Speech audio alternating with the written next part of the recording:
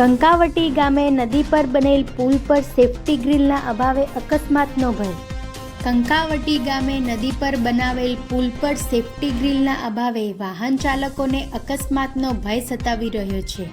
આશરે 10 વર્ષ પહેલા આ નદી પર પુલ બનાવવામાં આવ્યો છે, પરંતુ તંત્ર દ્વારા સેફટી ગ્રીલ નહીં નાખતા અવરજવર કરતા નાના મોટા વાહન ચાલકોને અકસ્માતનો ભય. આ બાબતે ગ્રામજનો દ્વારા વારંવાર રજૂઆતો કરવા છતાં આજ દિન સુધી તંત્ર દ્વારા સ્થળની એક પણ મુલાકાત લેવામાં આવેલ નથી, તેમજ કોઈ પણ પ્રકારની કામગીરી કરવામાં આવેલ ન હોવાને લોકમુખે ફરિયાદો ઉઠવા પામી છે. પુલની બંને બાજુ સેફટી ગ્રીલ ન હોવાને કારણે ક્યારેક કોઈ મોટી દુર્ઘટના સર્જાય તો મોટી જાનહાનિ થવાની પણ સંભાવનાઓ સેવાઈ રહી છે.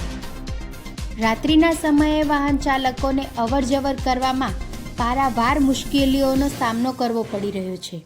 આ બાબતે મીડિયાના માધ્યમથી પણ અનેકવાર સમાચારો પ્રસિદ્ધ કરવામાં આવે છે, તેમ છતાં તંત્ર દ્વારા કોઈ પણ પ્રકારની કામગીરી કરવામાં આવેલ નથી.